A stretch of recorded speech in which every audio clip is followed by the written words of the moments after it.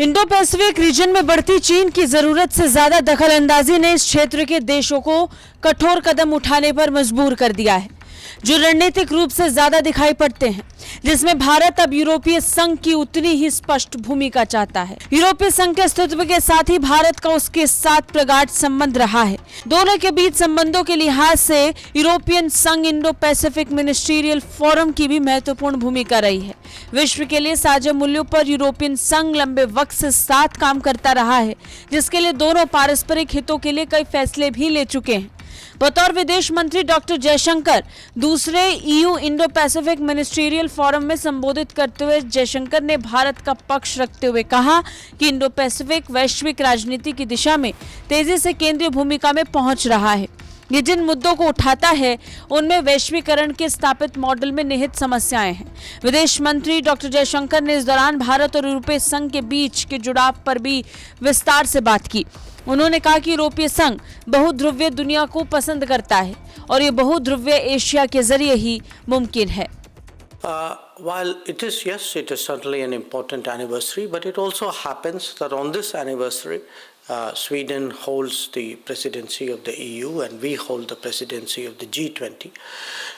And that, I would say, responsibility, the intersection of those responsibilities is something which is important for the world. And the fact that we as two countries who have historically very good relations, very close relations, by our coming together, it's not just that we are in a sense benefiting each other, but there is a larger gain to the world because of the responsibilities that we hold. Jaishankar ने कहा कि केवल कुछ जरूरी मुद्दों पर बात न करके विश्व के हर जरूरी मुद्दे पर यूरोपीय संघ को अपनी नीति स्पष्ट करनी चाहिए। विदेश मंत्री जयशंकर ने आगे कहा कि भारत चाहता है कि सिर्फ संकट के वक्त ही इंडो पैसिफिक देशों और यूरोपीय संघ के सदस्य देशों के बीच जुड़ाव न रखे। जयशंकर का कहना है कि संबंधों में और मजबूती के लिए इंडो पैसिफिक और भारत के साथ यूरोपीय संघ का नियमित तौर से बातचीत रखना जरूरी है। बातचीत व्यापक और सार्थक हो ये भी जरूरी है। But still sometimes it is good to remind people who are themselves so much in the midst of a relationship what the relationship is about.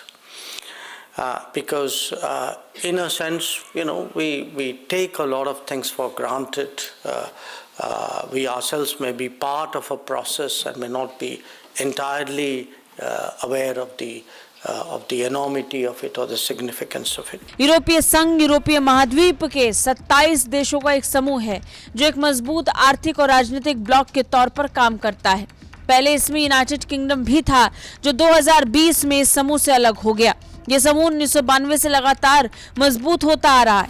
2002 में इस समूह ने अपने सदस्य देशों के लिए यूरो नाम से मुद्रा भी जारी की थी। फिलहाल पैसिफिक में 27 देशों की दखलंदाजी चीन के लिए बड़ी सरदर्दी बन सकती है। यही कारण है कि भारत इंडो पैसिफिक रीजन में यूरोपीय संघ की बड़ी भूमिका चाहता है। ब्यूरो रिपोर्ट, भारत तक।